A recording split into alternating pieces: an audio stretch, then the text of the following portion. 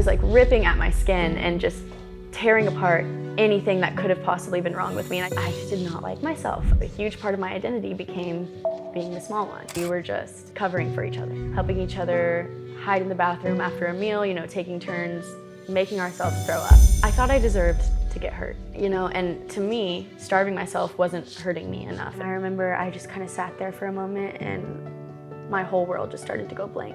Without an organization like this, I would have suffered in silence for the rest of my life, and my life would not have lasted this long. Everything I've been through has helped me build upon the person that I am today, somebody that I can say I'm so proud of. And that wouldn't have happened without getting the help that I needed.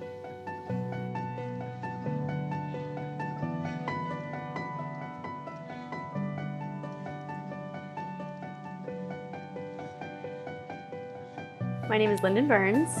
I'm 19 years old. I have two sisters, one older and one younger. They're great. They're really great. I'm very close with my sisters. I always grew up in a pretty happy home. My grandparents are present in my life. I get to see them a lot. I didn't have anything really worth complaining about. I always had really good friends. I was never lonely. I was never outcasted, anything like that.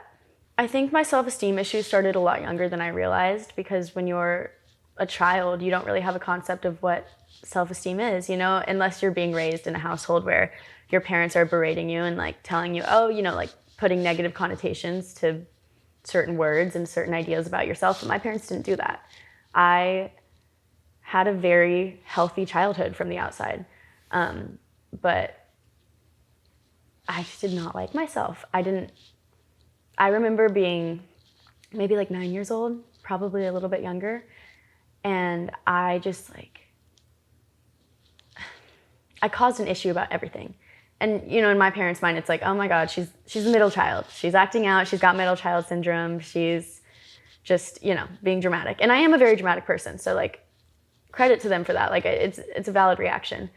But it wasn't just drama, it was a genuine, something was off in my brain.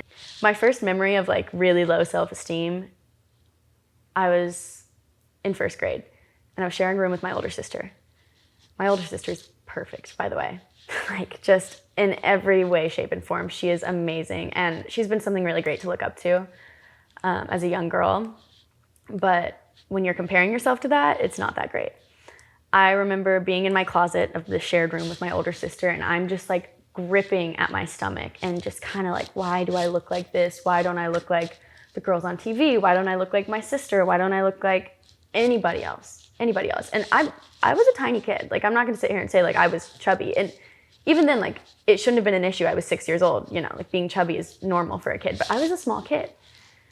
And I was ripping at my skin and just tearing apart anything that could have possibly been wrong with me. And I don't know where I got these ideas from, because I wasn't really subjected to the internet at a young age. I wasn't subjected to even certain shows on Disney Channel my parents wouldn't let me watch. And they did their best to shield me from these kind of beliefs. But there was still something in my head that I was not good enough.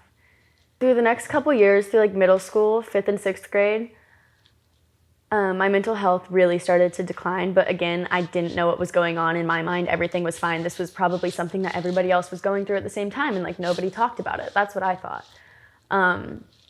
So it came to a point where I was in 5th grade, and I would wake up too late and I wouldn't eat breakfast and be okay, that feels kind of fun. It's a rush that you get. And again, I was 12 years old, so wasn't really thinking about it like that. I was just that feels interesting. I'm looking different. That's cool. And then it escalated to me throwing my lunches away at school, and the only time I would eat was dinner, and even then I'd be really picky about what I was eating and this and that. And I would have all of these. I had a lot of allergies when I was a kid.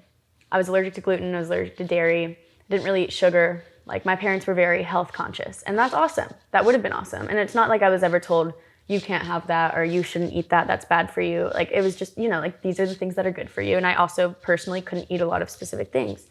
So when I started to grow out of these allergies, because you're not always gluten-free forever or dairy-free forever. It was just something that inflamed when I was a child. So when I started to grow out of the allergies, my food horizons opened up a lot to a lot of unhealthy foods that I had never been subjected to before. And I started looking at the nutrition labels and this and that. Because normally, I'd be eating foods with like not processed foods. So there wouldn't be a nutrition label on what I was eating. It'd just be something my mom made for me, like chicken and rice and maybe like a vegetable. And that was a healthy meal for me, and that was great. But then I started eating fruit snacks and granola bars and other things that all these other kids have been eating forever. They're not inherently bad for you, but in my mind, I'm like, oh, let me look at these nutrition facts. You know, like we're so health conscious in this house. And I started to get an idea of calories and fat and sugar. And I was like, oh my God, I'm not putting this into my body. So I think it stemmed from a place of I want to be healthy, but it got out of hand really quickly. And I actually remember one time I had this really close friend at the time, and she would come over all the time. And one time my mom was yelling at me because I hadn't started throwing my lunches away yet, but I had kept them in my lunch bag. I just wouldn't eat them, and I'd bring them home. My mom would throw away whatever was left over. And my friend was over at the time. We're probably 11, 12 years old, and my mom starts yelling at me.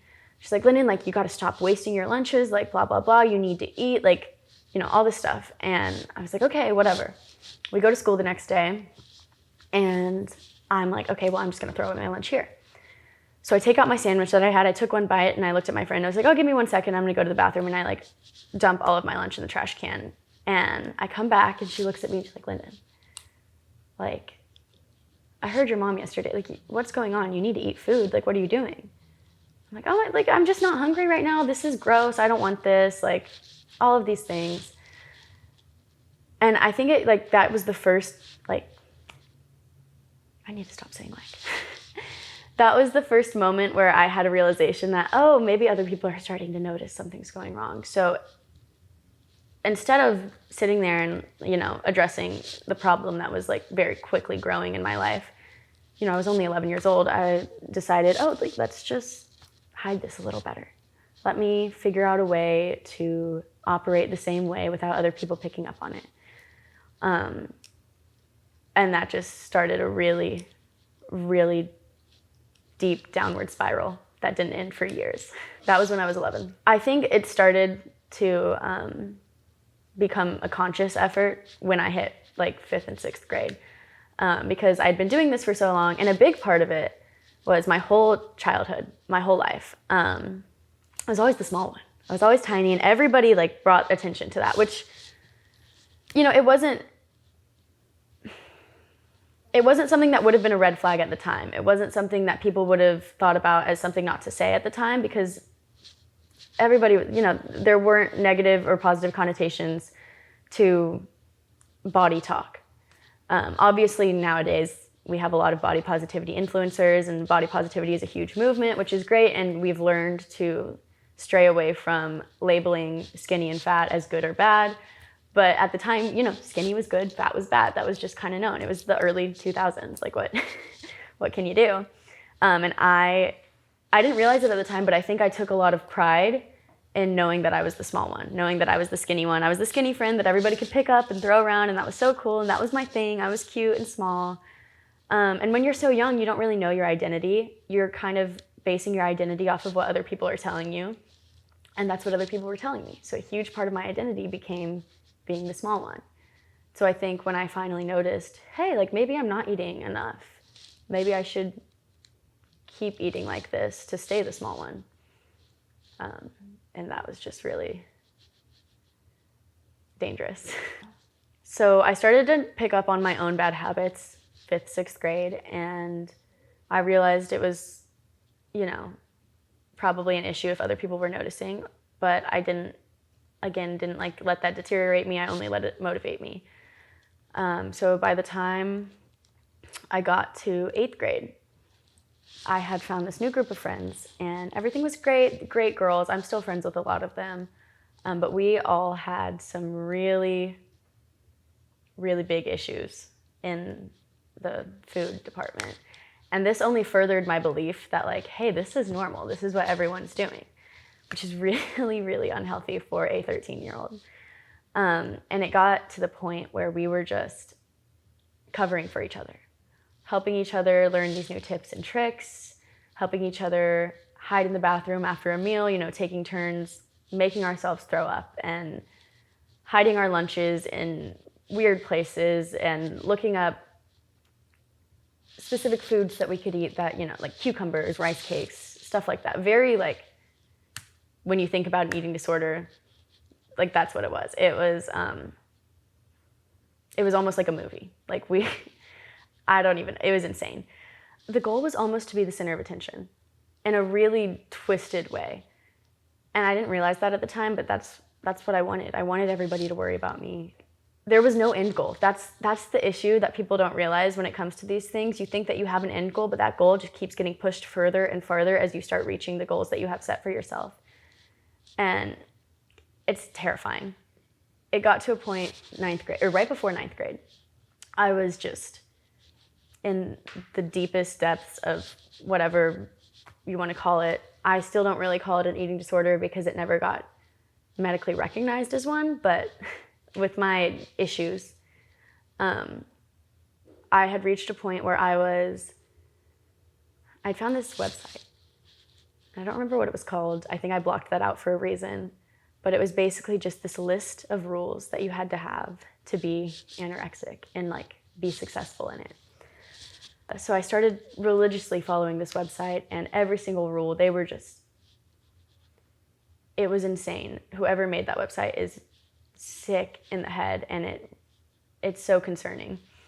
But again, at the time I'm 13, maybe 14 years old, and I'm following rules like, 800 calories a day, track your calories, read what you're eating. If you get hungry, drink some water. If you get hungry, or eat some ice, like go to sleep early, wake up early, go on a run every single day. Like, you can't function the way that this website was telling you to function. And I was living the dream. I thought it was so disciplined.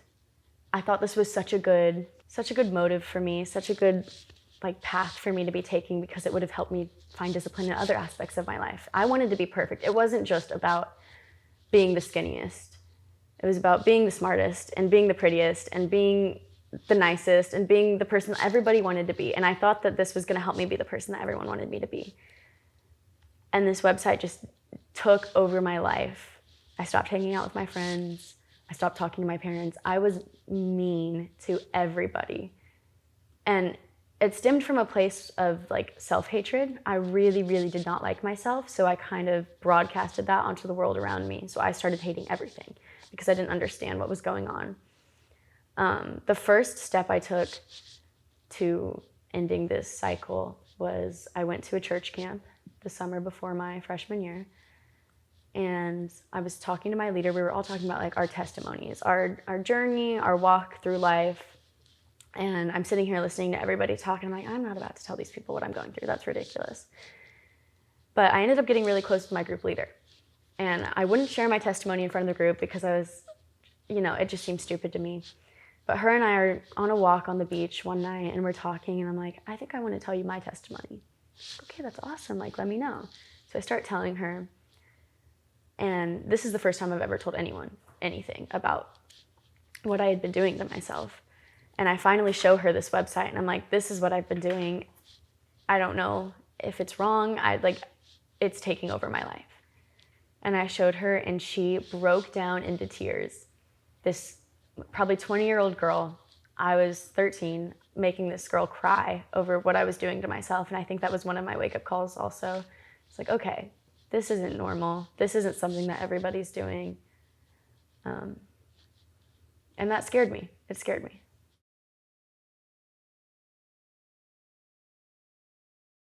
So I started hurting myself.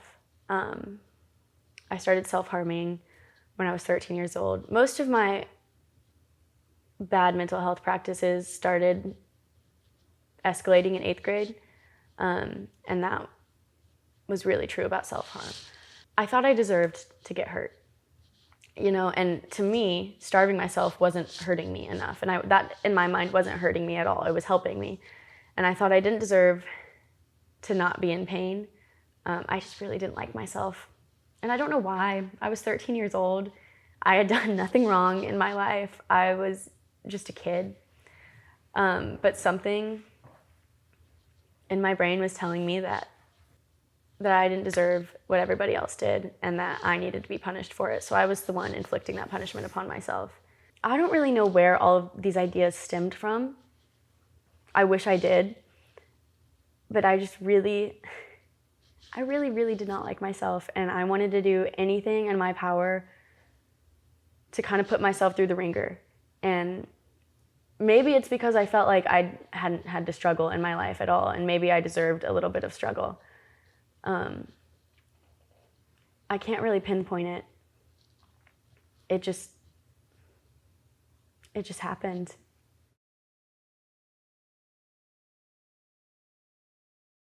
I don't think the idea of suicide really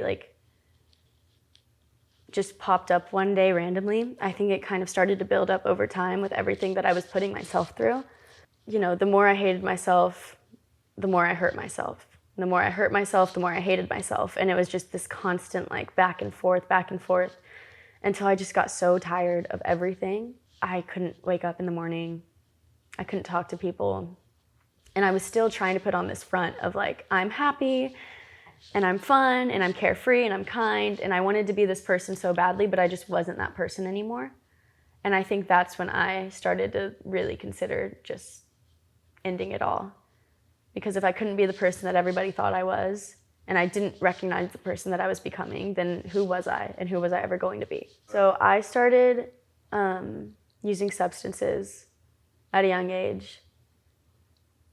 I guess to kind of numb all of the other things that were going on. And a lot of the kids that I was around that time, we were all, have a beer at a party and whatever. But it wasn't just a beer at a party here and there for me. It was drowning myself in anything that could make me forget what was going on. And in my mind, that was a healthier coping mechanism than everything else I was doing. But it just kind of furthered all of the damage that I was inflicting on myself. So I started drinking when I was around 15 years old. And my parents have always been very open and honest about everything. If you want to drink, you're going to let us know. We're going to do it at our house. I want you to understand substances before you go off to college. They'd talk to me about drugs. They'd talk to me about this and that. There was never a question I couldn't ask.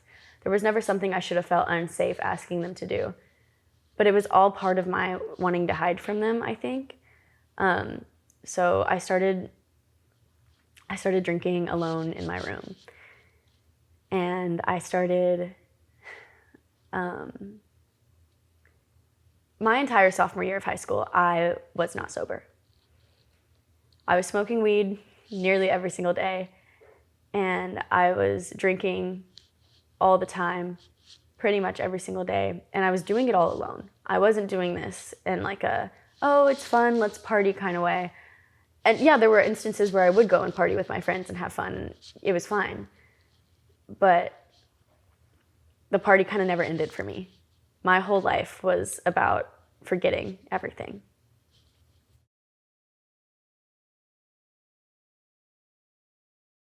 I want to say sophomore year of high school was when I got put on medication, because up to this point, a lot of things had happened.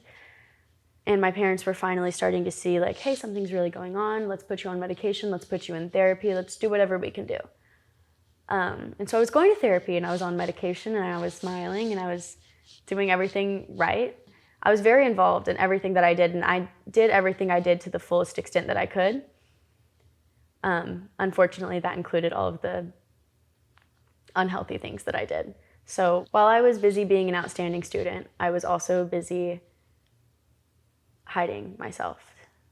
My ex-boyfriend at the time, and he and I were very close. He was like, Lyndon, this is so concerning. It's not funny anymore. You need help. I was like, okay, F you, whatever. And his words kind of stuck with me. He's like, this isn't funny anymore. It's like, you're right, this isn't funny anymore. This is so, so concerning. Unfortunately, it wasn't concerning enough for me to want to change. It was concerning enough for me to want to cease to exist. So I think that's when I really started to not care, especially because I was consistently under the influence. I didn't really have any goals anymore.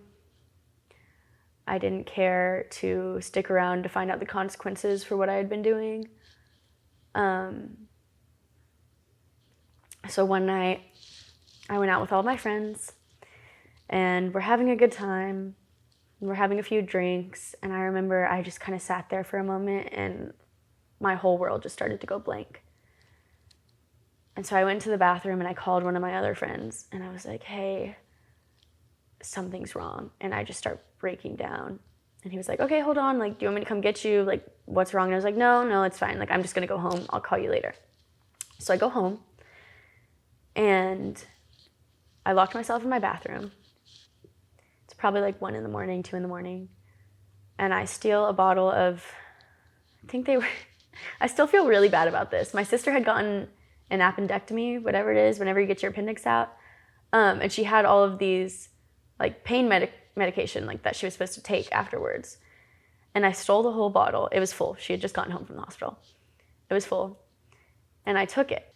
So this was not the first time that I attempted suicide, or it was not the last time that I attempted suicide. It ended up happening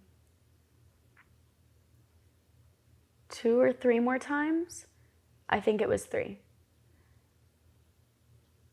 A lot of sophomore year is really hazy to me. But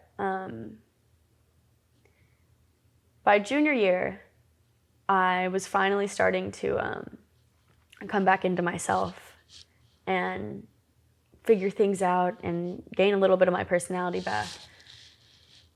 But I think a lot of that was just kind of masking what was going on underneath. And the second that I got like a glimmer of hope, I just kind of hung on to that really tightly so I could start pushing everything else away. And something I learned is that you can't just pretend that you're okay and then be okay. You have to actually like take the steps to be okay. And I wasn't ready to do that yet. I just wanted to be okay. So I bottled everything up again for a really long time until it all kind of came out in one of my therapy sessions. And I got sent to the mental hospital that night. And even now, that happened 2 years ago, almost 3 now. I won't talk to my parents or my friends or my siblings about what happened in the mental hospital. It's not something that I can explain unless somebody's been in that situation. But it did have one very positive outcome. I was there, and it was clearly rock bottom. Like there was really no going down from there. So I was either going to stay somewhere like that for the rest of my life, or I was going to get better for real. So that's when I started taking like genuine steps to figure out what I needed to do for my mental health.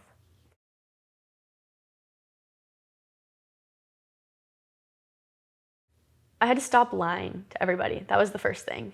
I know it's really easy to lie about how you're doing. It's almost addictive. Like you start lying a little bit, you're having a bad day, your friends ask you how you are, you're like, oh, I'm fine. And you're not fine. And that's how I was living my entire life. But it wasn't, oh, I was having a bad day and I'm fine. Depression, anxiety, eating disorders, suicidal ideation, it's not a phase. And it's not something that somebody does out of like selfishness or ignorance. It's a genuine illness. It is a disorder that you can't control, but you can learn how to cope with in healthy ways. And it's even now, even today, I have a really hard time sometimes. Sometimes I can't get out of bed. Sometimes it's hard for me to get into the shower. Sometimes it's hard for me to talk to even my best friends. Getting better is not a chronological journey. It's a lifestyle that you have to commit to. It's like actively choosing to do the hard thing and the healthy thing over the easy thing. And the easy thing may not seem like it's the easy thing. Going through what I went through and what I know so many other people are going through was not easy. But it was comfortable in a way. I got really, really comfortable in my sadness and in my hurt and in my anger. that's how I saw the world, that's how I knew the world. And it felt way too vulnerable to expose what was going on in like my own secret life that I had. But that was what I had to do in order to understand how to change my life. One of the first things I did after I started taking therapy seriously and opening up to my closest friends and my family and holding myself accountable for what was going on was I kind of made this statement, I guess, on Instagram. I put together a little post of like all of these happy moments over the years, and I wrote this really long paragraph just kind of coming out and saying, hey, it was in September, it was Suicide Prevention Month. It's like, hey, you guys, just a little reminder that like you don't know what everyone's going through and everybody struggles. And I kind of went through my whole story up to that point of a lot of things that I had hid from everybody around me. And the moral of it was like, if we want to end the stigma, we have to be the change that we want to see in the world. And this is me doing that for you guys. Suicide isn't selfish, it's a sickness. I think it was surprising for a lot of people to see that, first of all, that I was so vulnerable online. And second of all, that somebody like me was actually battling all of this stuff while putting on the front of the perfect life that I thought I had. And I actually got an insane amount of Instagram messages, text messages, phone calls, Snapchats, like Facebook messages of people reaching out and being like, you don't understand what this just did for me. Like, thank you so much for sharing your story. I feel less alone. There was even a few people that I would have regular phone calls with throughout a few weeks, just kind of checking up on them and helping them and walking them through like, the steps that I took and what they can do and what they need to do. I got a few people connected with Cavs Join for Hope and gave them a safe space to let out their emotions and feel seen. And I did that because I think that's what I always needed. I needed somebody that I looked up to and somebody that I thought was perfect to like kind of step down off their pedestal and be like, hey, I struggle too. And not in any means to say that people thought I was perfect. I don't mean that. It's just I know the front that I was trying to put off. And I kind of just like took a sledgehammer to all of it. I was like, hey, this is the real me. I know it's really hard to share your story and what you've been through. But by hiding it, you're furthering the stigma around it. And that was the first, like not the first, but that was one of the main reasons that I finally came to terms with, okay, this is gonna be okay to share. Because my whole life is dedicated to this movement. I owe my life to Cassidy Join for Hope. I owe my life to all of the people that were willing to sit there and tell me what they were going through and help me get through what I was going through. Without an organization like this, I would have suffered in silence for the rest of my life. And my life would not have lasted this long.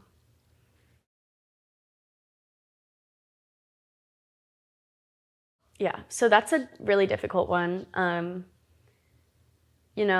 Like I said, I had amazing parents who would have done anything for me, but because I was so standoffish to the idea of receiving help, it was really hard for them to intervene in any way. And also, I know most parents, this happens, and they'd think that they'd have the perfect thing to say, they'd have the perfect path to take. But when this happens, it's terrifying. You don't know what to do. Like, your child wants to hurt themselves and you can't understand why. And I cannot imagine from a parent's perspective how difficult that is. But one of the main things I think you have to recognize as a parent is that this isn't about you as much as it feels like it is. You need to take a step back in that moment and kind of sit there and recognize what they are going through.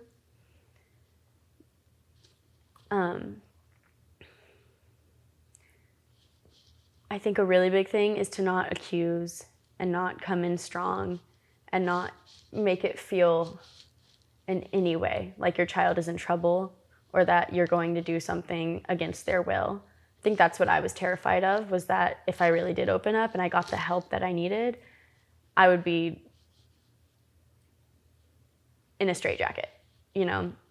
I think it's just important to kind of take a large step back as a parent and listen to your child's needs. Ask them, hey, what's going on? It doesn't even have to be like a, hey, I heard you're hurting yourself. Like, let's talk about it. It needs to be, what's going on with you? Like, how's your life? You've seemed a little off recently. Can we talk about it? Is there anything I can do? And I think you have to slowly build up that trust to the point where your child is ready to tell you, hey, I think I need some help.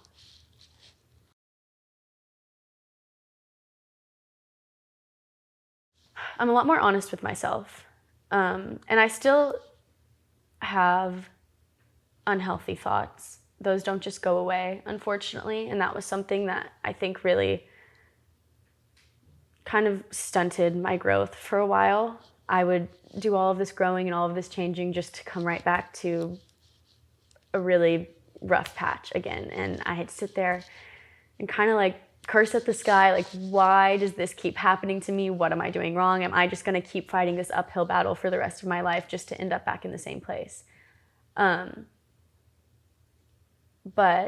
I'm not in the same place. No matter what, I'm never going to be in the same place again, because I've learned all of these coping mechanisms and I've done all of this self-work to the point where, yeah, I have these initial horrible thoughts and horrible ideas, but I'm able to divert myself away from that kind of thinking.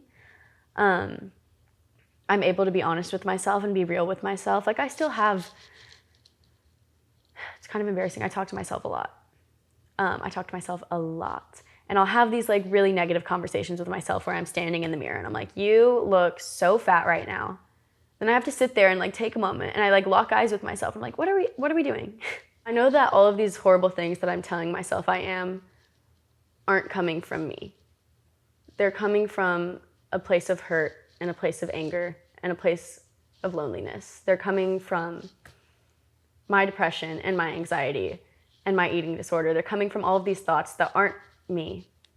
I had to practice a lot of positive self-talk to get to the point that I'm at today. And I can't reiterate this enough, I do continue to struggle day in and day out, but not at all in the same way. I used to struggle to keep my head above water. And now I'm more so struggling to find new ways to swim, if that makes sense. My favorite thing to tell people that are, they don't see how it gets better, because again, I do still go through things. It's the same way that it continues to rain outside, but I have an umbrella now. I have something to divert away from the storm that feels like is going on inside my head.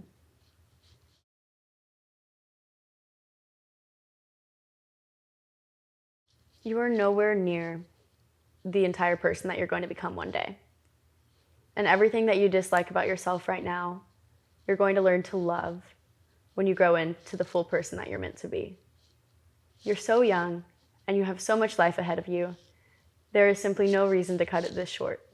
I think a big part of me taking so long to realize that I needed help was being terrified that everybody was going to be afraid of me if I told them what was really going on in my head, once I came to the realization that it wasn't normal. I just want to reiterate for anybody listening that feels this way, you're not crazy. You're not different. You're not weird. But what you're going through isn't normal. And it's okay to feel this way. It's okay to not be okay. But it's not okay to hide. And it's not okay to refuse help when you know that you need it. There are so many people out there that love you. So many people out there that want to help you. So, you're doing better than you think you are. And God is doing more than you think that He is.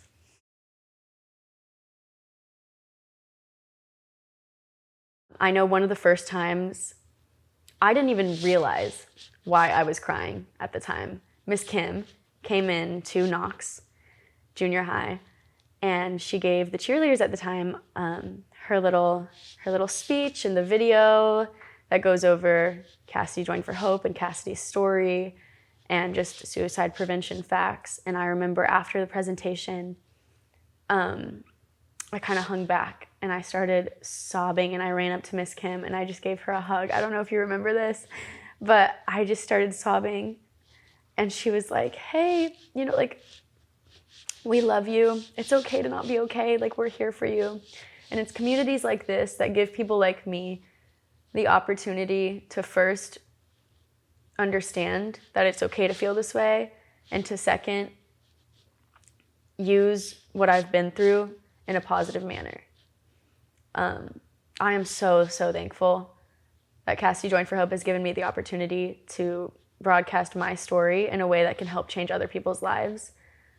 I think it's really important for us to see that not only did some kid whose parents knew your parents happened to commit a long time ago. I think it's important that we see that our peers, the people close to us, the people that you would never think, are struggling in the same way that you might be struggling. And it's a lot easier to talk about what you're going through when you feel seen in that way. And I think that's why CJH is so important in the community.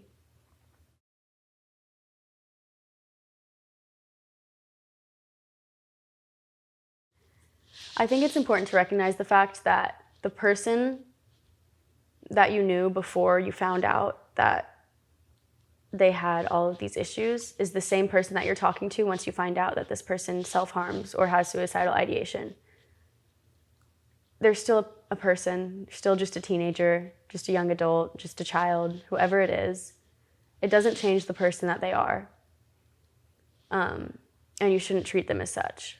I remember right after I got out of the mental hospital, a lot of my friends were just walking on eggshells around me. And I understood why, but it made me feel very isolated because I was still me.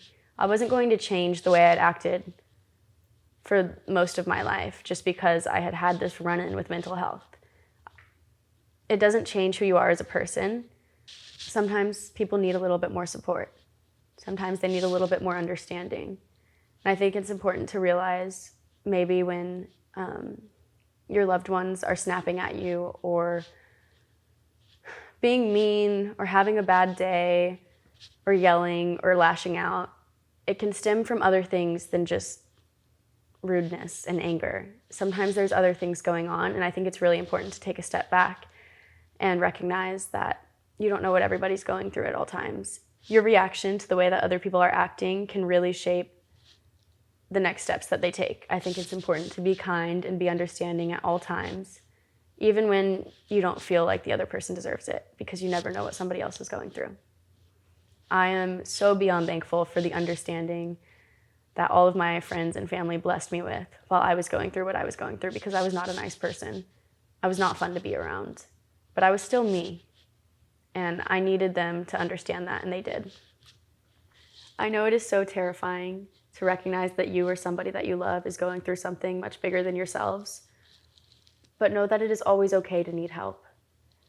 I recognize that I will never have all of the answers, but I know for a fact that everything I've been through has helped me build upon the person that I am today, somebody that I can say I'm so proud of. And that wouldn't have happened without getting the help that I needed. That's all I have to say.